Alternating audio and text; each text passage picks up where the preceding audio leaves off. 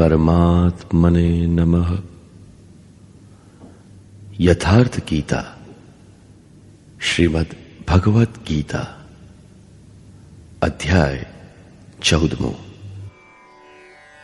આગલા અનેક અધ્યાયોમાં યોગેશ્વર શ્રી કૃષ્ણએ જ્ઞાનનું સ્વરૂપ સ્પષ્ટ કર્યું. અધ્યાય 4ના 19મા શ્લોકમાં એમણે બતાવ્યું કે જે પુરુષ દ્વારા સંપૂર્ણપણે શરૂ કરાયેલ નિયત કર્મ ક્રમશઃ ઉત્થાન પામીને એટલું સૂક્ષ્મ થઈ ગયું કે કામના અને સંકલ્પ સંપૂર્ણતયા શમી ગયા, એ સમયે એ જેને જાણવા માંગે છે તેની પ્રત્યક્ષ અનુભૂતિ થઈ જાય છે. એ અનુભૂતિનું નામ જ્ઞાન છે. 13મા અધ્યાયમાં જ્ઞાનની વ્યાખ્યા કરી. અધ્યાત્મ જ્ઞાન નિત્યત્વમ તત્વજ્ઞાનાર્થ દર્શનમ. આત્મજ્ઞાનમાં એકરસ સ્થિતિ અને તત્વના અર્થ સ્વરૂપ પરમાત્માનું પ્રત્યક્ષ દર્શન તે જ્ઞાન છે. ક્ષેત્ર ક્ષેત્રજ્ઞના ભેદને જાણી લીધા બાદ જ જ્ઞાન છે. જ્ઞાન એટલે શાસ્ત્રાર્થ નહીં, શાસ્ત્રોને યાદ કરી લેવા એ જ્ઞાન નથી. અભ્યાસને જે તબક્કે તત્વ સમજાઈ જાય છે એ અવસ્થા જ્ઞાન છે. પરમાત્માના સાક્ષાત્કારની સાથે થનારી અનુભૂતિનું નામ જ્ઞાન છે અને એથી વિપરીત બધું જ અજ્ઞાન છે. આ રીતે બધું બતાવી દીધા પછી પ્રસ્તુત 14મા અધ્યાયમાં યોગેશ્વર શ્રી કૃષ્ણ કહે છે, હે અર્જુન, આ જ્ઞાનમાં પણ પરમ ઉત્તમ જ્ઞાન વિશે હું તને ફરી કહીશ. યોગેશ્વર એની પુનરાવૃત્તિ કરે છે, કેમ કે શાસ્ત્ર સુચિંતિત પુની પુની દેખીએ. જેના વિશે સારી રીતે ચિંતન કર્યું છે તે શાસ્ત્ર પણ વારંવાર જોતા રહેવું જોઈએ. આટલું જ નહીં, પરંતુ તમે સાધના પથ ઉપર જેમ જેમ આગળ વધતા જશો, જેમ જેમ ઇષ્ટમાં પ્રવેશ પામતા જશો, તેમ તેમ બ્રહ્મની નવી નવી અનુભૂતિ થશે. આ જાણકારી સદગુરુ મહાપુરુષ જ આપે છે. આથી શ્રી કૃષ્ણ કહે છે કે હવે હું ફરીથી કહીશ. સુરતી સ્મૃતિ એવો પટ છે જેના પર સંસ્કારો સદા અંકાતા રહે છે. પથિકની ઇષ્ટમાં પ્રવેશ અપાવનારી જાણકારી ધૂંધળી થાય તો તેના સ્મૃતિપટ ઉપર પ્રકૃતિ અંકિત થવા માંડે છે. તે વિનાશનું કારણ બને છે. આથી સાધકે પૂર્તિ પર્યંત ઇષ્ટ સંબંધી જ્ઞાનનું પુનરાવર્તન કરતા રહેવું જોઈએ. આજે સ્મૃતિ ભલે જીવંત છે, પરંતુ આગળની અવસ્થાઓમાં પ્રવેશ મળતાની સાથે આ અવસ્થા નહીં રહે. આથી પૂજ્ય મહારાજજી કહેતા કે બ્રહ્મ વિદ્યાનું ચિંતન સદૈવ કરો, એક માળા રોજ ફેરવો. ચિંતનથી ફેરવેલી માળા બહારની માળા નથી. ब्रह्म विद्या का चिंतन रोज करो, एक माला रोज घुमाओ. जो चिंतन से घुमाई जाती है, बाहर की माला नहीं. आ तो साधक माटे छे, परंतु जे वास्तविक सद्गुरु छे ते हमेशा पथिकनी पाछळ लागेला रहे छे. अंदरथी तेना आत्माथी जागृत थईने तथा बहार पोताना क्रियाकलापोथी अभिनव परिस्थितिओथी माहितगार करावता रहे छे. યોગેશ્વર શ્રી કૃષ્ણ પણ મહાપુરુષ હતા. અર્જુન શિષ્યના સ્થાને છે. એણે શ્રી કૃષ્ણને પોતાની સંભાળ લેવાની પ્રાર્થના કરી હતી. આથી શ્રી કૃષ્ણએ કહ્યું કે જ્ઞાનોમાં પણ અતિ ઉત્તમ જ્ઞાન હું ફરીથી તારા માટે કહીશ. શ્રી ભગવાન ઉવાચ,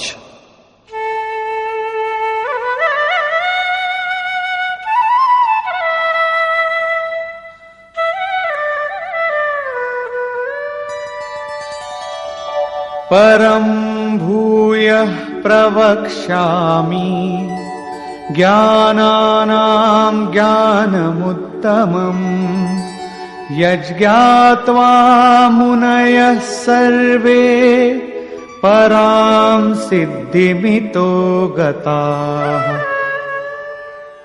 બધા જ્ઞાનોમાં પણ અતિ ઉત્તમ જ્ઞાન, પરમ જ્ઞાન હું ફરીથી તારા માટે કહીશ, જે હું આગળ કહી ગયો છું. એ જ્ઞાન જાણીને બધા મુનિઓ આ સંસાર પાર કરીને ઊંચી સિદ્ધિને પામે છે. તે પામ્યા પછી કંઈ પણ પામવાનું બાકી રહેતું નથી.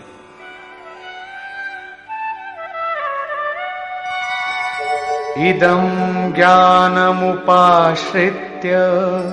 मम साधर्म्यमागताः सर्गेऽपि नोपजायन्ते प्रलये न व्यथन्ति च। આ જ્ઞાનને ઉપાશ્રિત્ય, આ જ્ઞાનનો નિકટતાથી આશ્રય લઈને કર્મ કરીને જેઓ મારા સ્વરૂપને પામ્યા છે એવા લોકો સૃષ્ટિના ઉત્પત્તિ કાળે ફરી જન્મતા નથી અને પ્રલય કાળે અર્થાત શરીરના અંત વેળાએ દુઃખ અનુભવતા નથી. કેમ કે મહાપુરુષોના શરીરનો અંત તો જ્યારે તે સ્વરૂપને પ્રાપ્ત કરે છે ત્યારે જ આવી ગયો હોય છે. ત્યારબાદ એમનું શરીર તો રહેવા માટેનું મકાન માત્ર રહે છે. લોકો જ્યાં જન્મ લે છે એ પુનર્જન્મનું સ્થાન ક્યાં? આ અંગે શ્રી કૃષ્ણ કહે છે,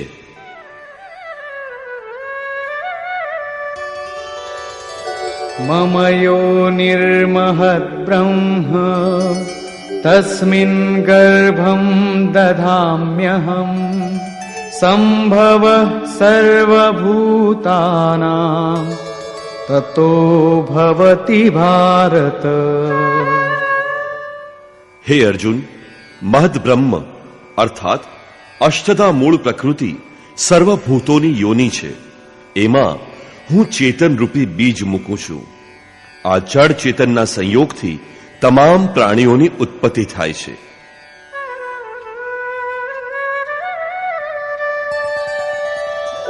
सर्वयोनिषु कौन्तेय मूर्तयः सम्भवन्ति याः तासां ब्रह्ममहद्योनिः अहं बीजप्रदः पिता.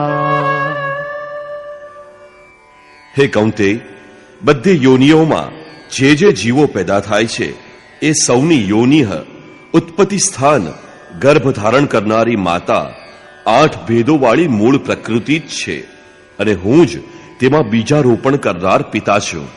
અન્ય કોઈ નથી માતા કે નથી પિતા. જ્યાં સુધી જડ ચેતનનો સંયોગ રહેશે ત્યાં સુધી જન્મ થતો રહેશે. કોઈને કોઈ નિમિત્ત તો બનતું રહેશે. ચેતન આત્મા જળ પ્રકૃતિમાં શા માટે બંધાય છે? આ અંગે ભગવાન કહે છે,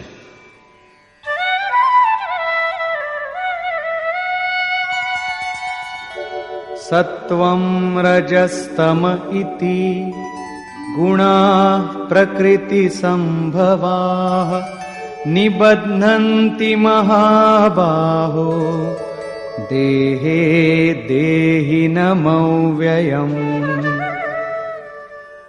હે મહાબાહો, પ્રકૃતિથી ઉત્પન્ન થતા સત્વગુણ, રજોગુણ અને તમોગુણ નામના 3 ગુણો અવિનાશી જીવાત્માને દેહમાં બાંધે છે.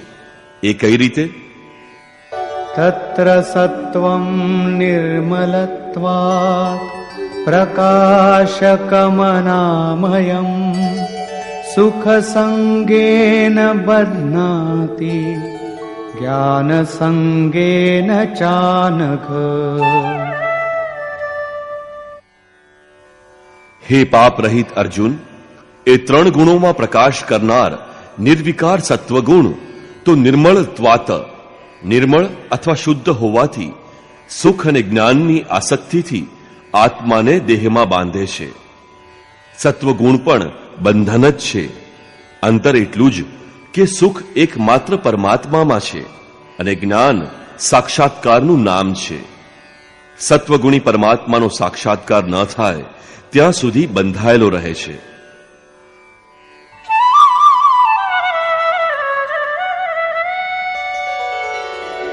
रजो रागात्मकं विद्धि तृष्णासङ्गसमुद्भवम् तन्निबध्नाति कौन्तेय कर्मसङ्गेन देहिनम्. હે અર્જુન, રાગનું જીવતું જાગતું સ્વરૂપ રજોગુણ છે. એને તું કર્મ સંગેન, કામના અને આસક્તિથી ઉત્પન્ન થયેલો જાણ. તે જીવાત્માને કર્મ અને એના ફળની આસક્તિમાં બાંધે છે. તે કર્મમાં પ્રવૃત્ત કરે છે.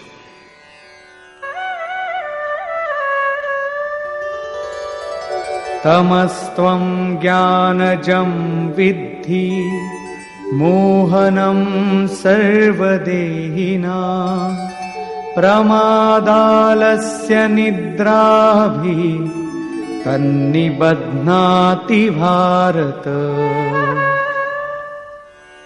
હે ભારત, બધા જીવોને મોહ પમાડનાર તમોગુણને અજ્ઞાનમાંથી ઉત્પન્ન થયેલો જાણ.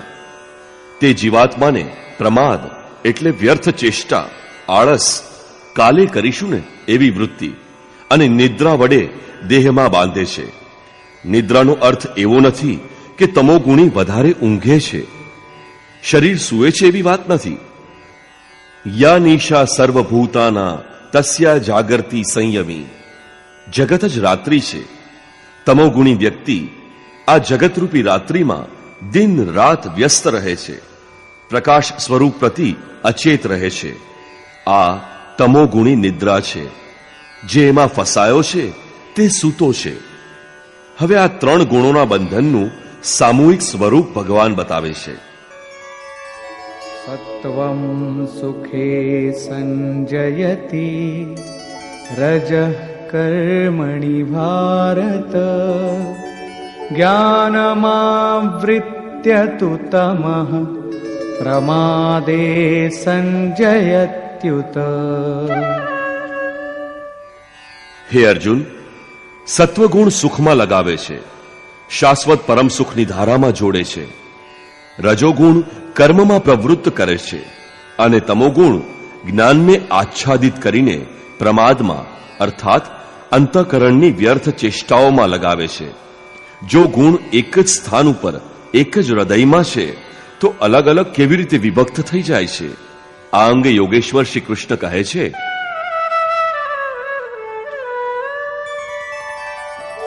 રજસ્તમશ્ચાભિભૂય સત્વં ભવતિ ભારત રજઃ સત્વં તમશ્ચૈવ તમઃ સત્વં રજસ્તથા. હે અર્જુન, રજોગુણ અને તમોગુણને દબાવીને સત્વગુણ વૃદ્ધિ પામે છે. સત્વગુણ અને તમોગુણને દબાવીને રજોગુણ વૃદ્ધિ પામે છે. તે જ પ્રમાણે રજોગુણ અને સત્વગુણને દબાવી તમોગુણ વૃદ્ધિ પામે છે. કયો ગુણ ક્યારે કામ કરી રહ્યો છે એ કેવી રીતે ઓળખી શકાય? સર્વદ્વારેષુ દેહેસ્મિન પ્રકાશ ઉપજાયતે જ્ઞાનમ યદા તદા વિદ્યાત વિવૃદ્ધમ સત્વમિત્યુત.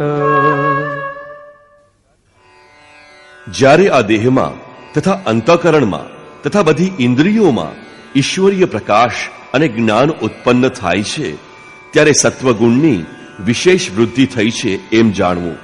તથા લોભ પ્રવૃત્તિરારંભ કર્મણામ શમઃ સ્પૃહા રજસ્યેતાનિ જાયન્તે વિવૃદ્ધે ભરતર્ષભ.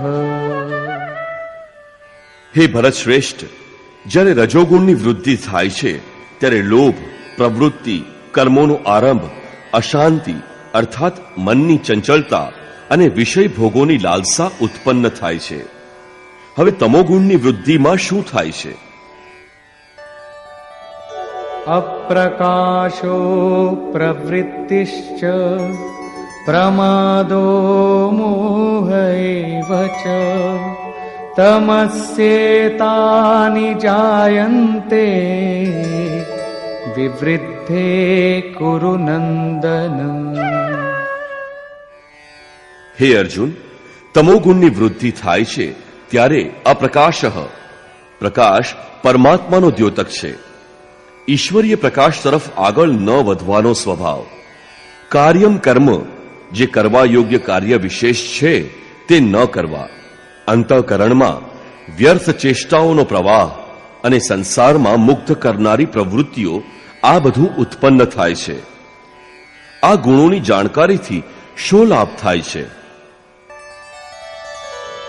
यदा सत्त्वे प्रवृद्धे तु प्रलयं याति देहभृत् तदोत्तमविदां लोकान् अमलान् प्रतिपद्यते। સત્વગુણની વૃદ્ધિ થઈ હોય એ વેળાએ જીવાત્મા મૃત્યુ પામે, શરીર ત્યાગ કરે તો ઉત્તમ કર્મ કરનારા નિર્મળ દિવ્ય લોકને પામે છે. रजसि प्रलयं गत्वा कर्म संगिषु जायते तथा प्रलीनस्तमसि मूढयोनिषु जायते. રજોગુણની વૃદ્ધિ થઈ હોય ત્યારે મૃત્યુ પામે તો તે કર્મોની આસક્તિવાળા મનુષ્યોમાં જન્મે છે, અને તમોગુણની વૃદ્ધિ થઈ હોય ત્યારે મૃત્યુ પામે તો મૂઢ યોનિઓમાં જન્મ પામે છે, જ્યાં કીટ પતંગ આદિ પર્યંતની યોનિઓ વિસ્તરેલી છે. તેથી ગુણોમાં પણ મનુષ્યએ સાત્વિક ગુણવાળા થવું જોઈએ. પ્રકૃતિની આ બેંક આપના અર્જિત ગુણો મૃત્યુ પછી પણ આપને પાછા સુરક્ષિત સોંપે છે. હવે એનું પરિણામ જોઈએ. કર્મણઃ સુકૃતસ્યાહુ સાત્વિકં નિર્મલં ફલં રજસસ્તુ ફલં દુઃખં અજ્ઞાનં તમસઃ ફલં. સાત્વિક કર્મનું ફળ સાત્વિક અને નિર્મળ સુખ, જ્ઞાન તથા વૈરાગ્ય વગેરે હોય છે.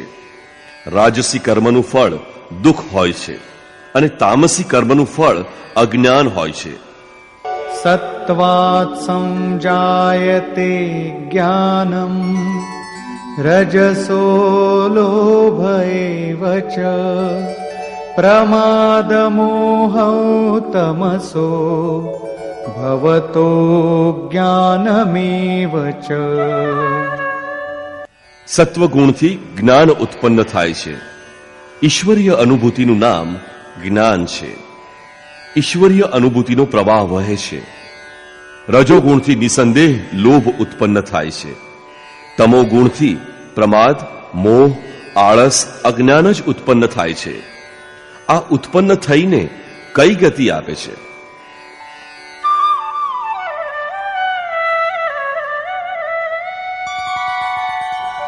ऊर्ध्वं गच्छन्ति सत्त्वस्था मध्ये तिष्ठन्ति राजसाः जघन्यगुणवृत्तिस्थाः अधो गच्छन्ति तामसाः. સત્વગુણમાં સ્થિત મનુષ્ય ઉર્ધ્વમૂલમ ઊંચે પરમાત્મા તરફ વળે છે, નિર્મળ લોકમાં જાય છે. રજોગુણવાળો મનુષ્ય વચમાના મનુષ્ય લોકમાં જન્મે છે, જેમની પાસે ન તો સાત્વિકમ વિવેક વૈરાગ્ય હોય છે, ન તો કીટ પતંગ જેવી અધમ યોનિમાં જાય છે, પરંતુ વારંવાર પુનર્જન્મ પ્રાપ્ત કરે છે. નિંદાપાત્ર તમો ગુણવાળો તામસી પુરુષ અધોગતિય અર્થાત પશુ, પક્ષી, કીટ પતંગ વગેરે અધમ યોનિને પ્રાપ્ત કરે છે. આ રીતે ત્રણેય પ્રકારના ગુણો કોઈને કોઈ રીતે યોનિનું કારણ છે. જે મનુષ્ય આ ગુણોને પાર કરી લે છે તે જન્મબંધનમાંથી છૂટી જાય છે અને મારા સ્વરૂપને પ્રાપ્ત કરે છે. આ વિશે શ્રી કૃષ્ણ કહે છે,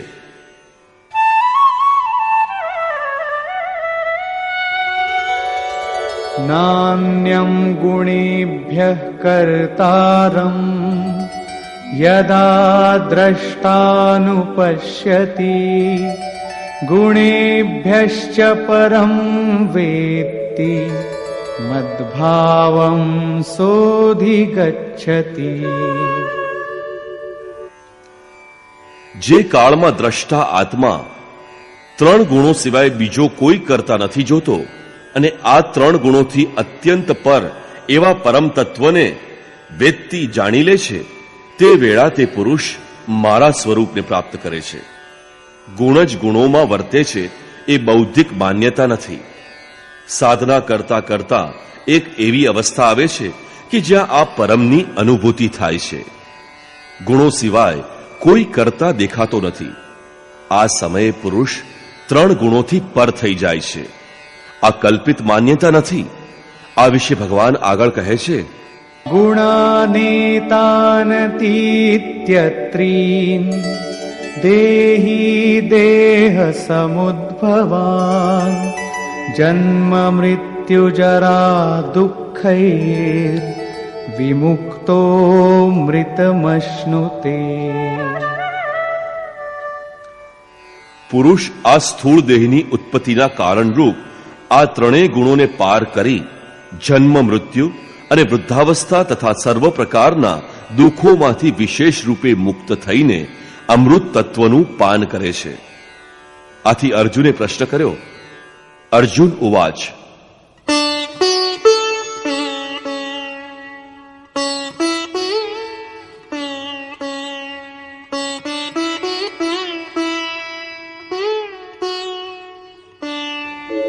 कैर्लिङ्गैः स्त्रीन् गुणानेता अतीतो भवति प्रभो किमाचारः कथं चैतान् स्त्रीन् गुणानतिवर्तते. હે પ્રભુ, આ 3 ગુણોને તરી જનાર મનુષ્ય કયા લક્ષણવાળો હોય છે, એનું આચરણ કેવું હોય, અને આ 3 ગુણોને તે કેવી રીતે ઓળંગી જાય છે? શ્રી ભગવાન ઉવાચ,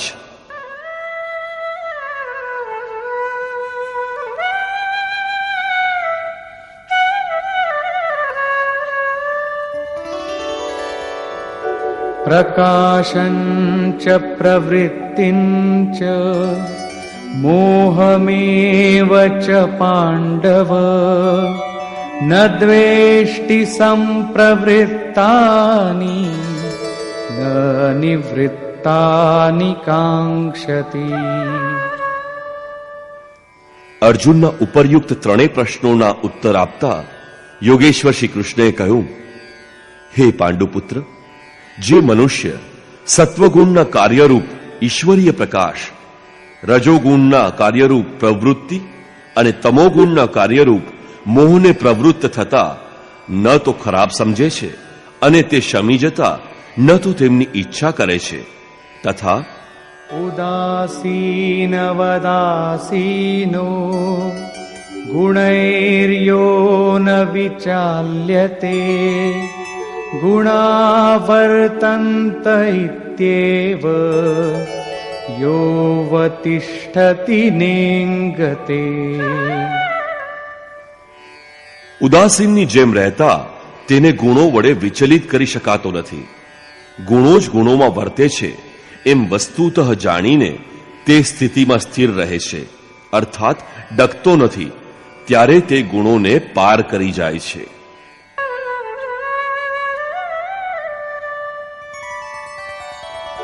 સમદુઃખ સુખ સ્વસ્થ સમલોષ્ટાશ્મકાંચન તુલ્ય પ્રિયા પ્રિયો ધીરસ તુલ્ય નિંદાત્મ સંસ્તુતિ.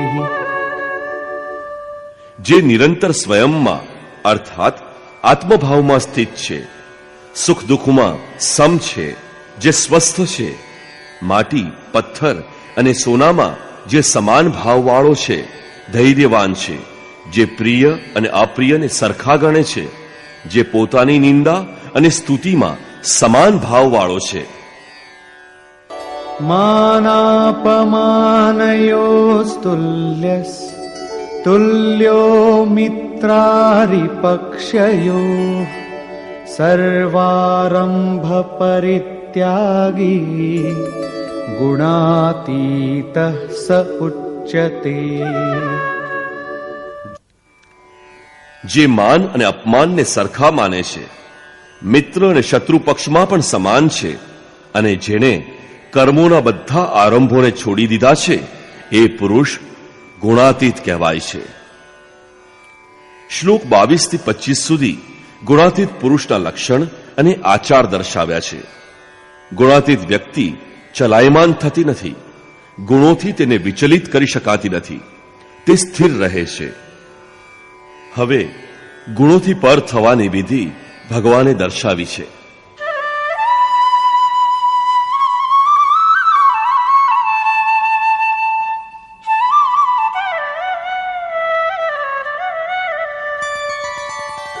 मां च यो व्यभिचारेण भक्तियोगेन सेवते सगुणान् समतीत्यैतान्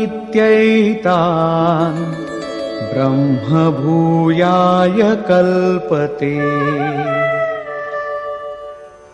જે પુરુષ અવ્યભિચારીની ભક્તિ વડે અર્થાત ઈષ્ટદેવ સિવાયના તમામ સાંસારિક સ્મરણોથી સર્વથા મુક્ત થઈને યોગ દ્વારા અર્થાત નિયત કર્મ દ્વારા મને નિરંતર ભજે છે, તે આ ત્રણેય ગુણોને સારી રીતે પાર કરીને પરબ્રહ્મનો સાક્ષાત્કાર કરવાને લાયક બને છે. એનું નામ કલ્પ છે. બ્રહ્મની સાથે એકાત્મ ભાવ સાધવો એ જ વાસ્તવિક કલ્પ છે. અનન્ય ભાવથી નિયત કર્મનું આચરણ કર્યા વિના કોઈ ગુણોની પાર પહોંચી શકતું નથી. અંતમાં યોગેશ્વર નિર્ણય આપે છે,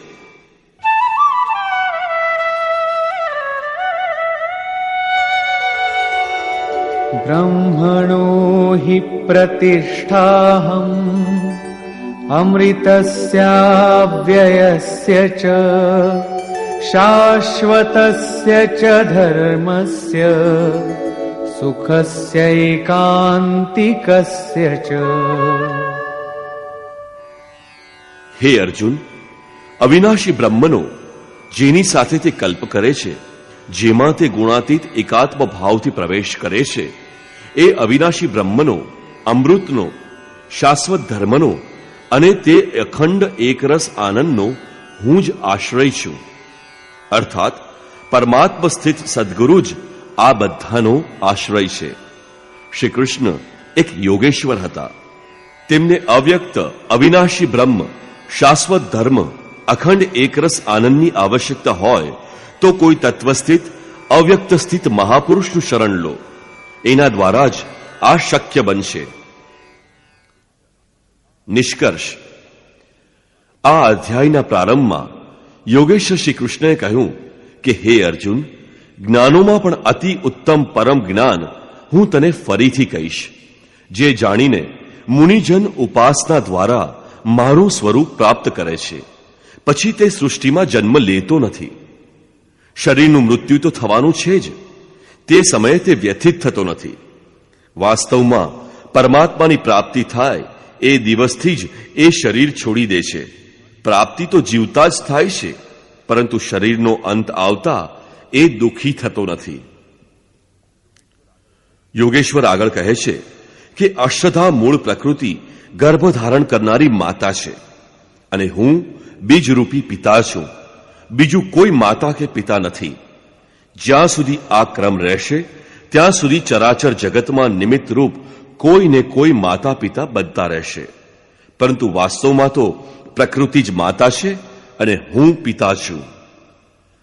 પ્રકૃતિથી ઉત્પન્ન થયેલા ત્રણ ગુણો સત્વ, રજસ અને તમસ જીવાત્માને શરીરમાં બાંધે છે.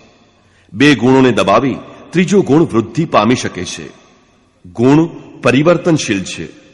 પ્રકૃતિ અનાદિ છે, તે નાશ પામતી નથી, પરંતુ ગુણોના પ્રભાવ દૂર કરી શકાય.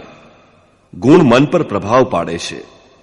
સત્વગુણની વૃદ્ધિ થાય છે ત્યારે ઈશ્વરીય પ્રકાશ અને બોધ શક્તિ ઉત્પન્ન થાય છે. રજોગુણ રાગાત્મક છે, ત્યારે કર્મનો લોભ રહે છે, આસક્તિ રહે છે અને અંતઃકરણમાં તમોગુણ પેદા થતા આળસ અને પ્રમાદ જન્મ લે છે. સત્વની વૃદ્ધિ થાય ત્યારે જો મૃત્યુ થાય તો મનુષ્ય ઉર્ધ્વલોક નિર્મળ લોકમાં પહોંચે છે. રજોગુણની વૃદ્ધિ વખતે મૃત્યુ થાય તો મનુષ્ય માનવ યોનિમાં પાછો જન્મ લે છે અને તમોગુણની અવસ્થામાં મૃત્યુ થાય તો મનુષ્ય શરીર છોડીને પશુ, કીટ, પતંગ આદિ જેવી અધમ યોનિ પ્રાપ્ત કરે છે. આથી લોકોએ ક્રમશઃ સાત્વિક ગુણ પ્રતિ આગળ વધવું જોઈએ.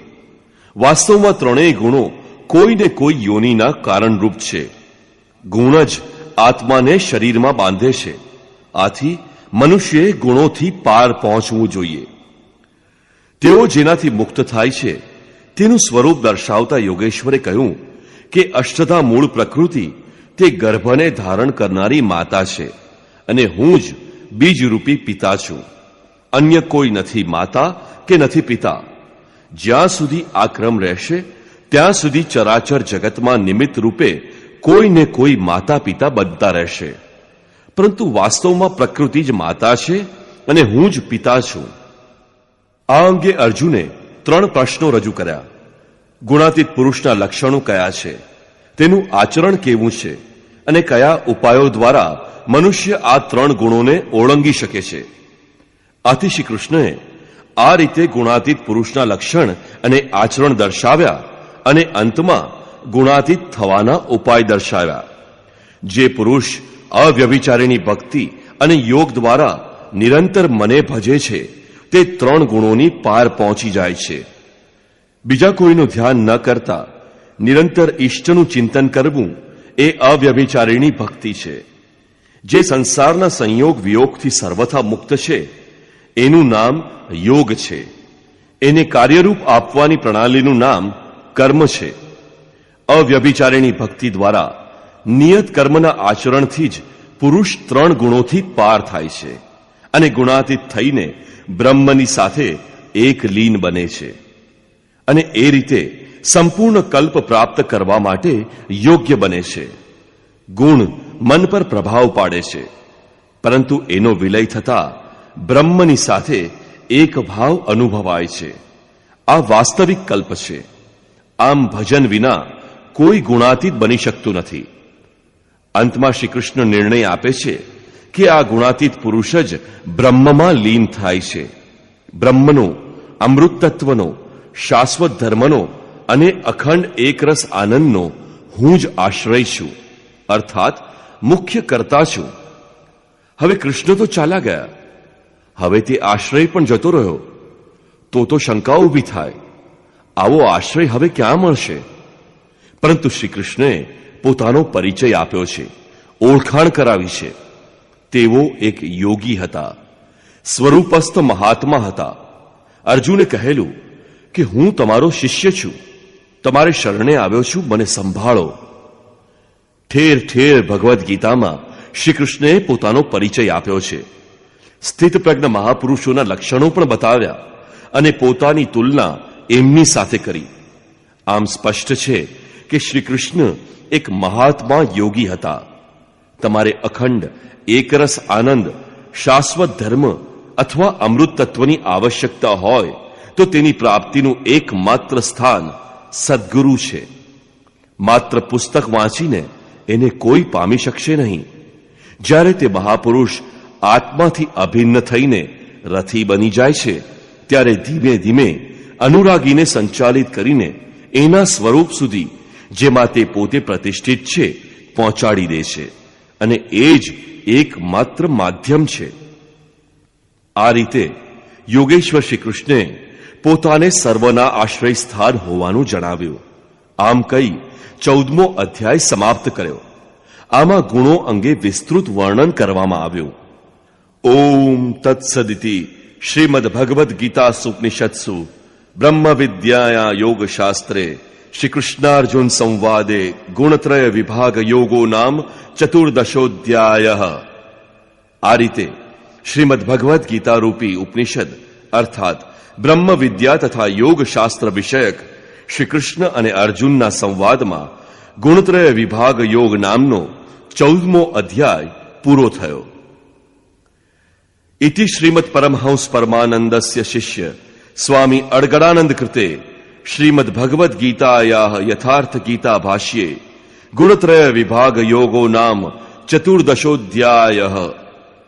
આ રીતે શ્રીમદ પરમહંસ પરમાનંદજીના શિષ્ય સ્વામી અડગડાનંદ કૃત શ્રીમદ ભગવદ્ ગીતાના ભાષ્ય યથાર્થ ગીતામાં ગુણત્રય વિભાગ યોગ નામનો 14મો અધ્યાય પૂરો થાય છે. હરિ ઓમ તત્સત.